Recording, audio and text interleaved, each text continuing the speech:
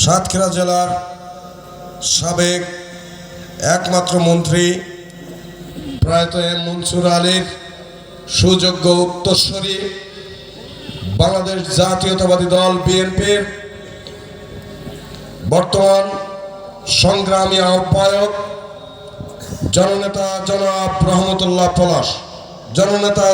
রহমতুল্লাহ পলাশ আপনাদের আজকের অনুষ্ঠানের মধ্যমণি প্রধান অতিথি হিসাবে বক্তব্য রাখছেন।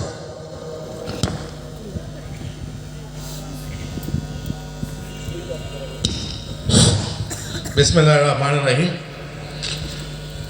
আশুসুমি উপজেলা বিএনপি এবং সহযোগী সংগঠনের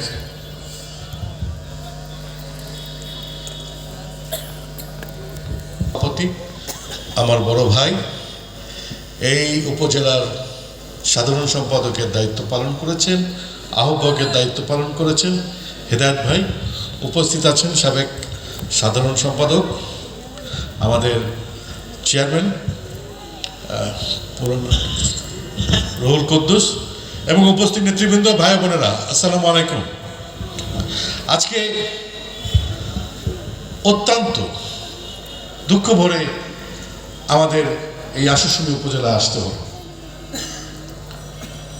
আমি ব্যক্তিগতভাবে রাজনীতি শুরু করেছিলাম শহীদ রাষ্ট্রপতি জিয়াউর রহমানের হাত ধরে। নির্লোভ উন্নয়নের রাজনীতি করেছেন। করতে হয় বাংলাদেশের স্বাধীনতাকে।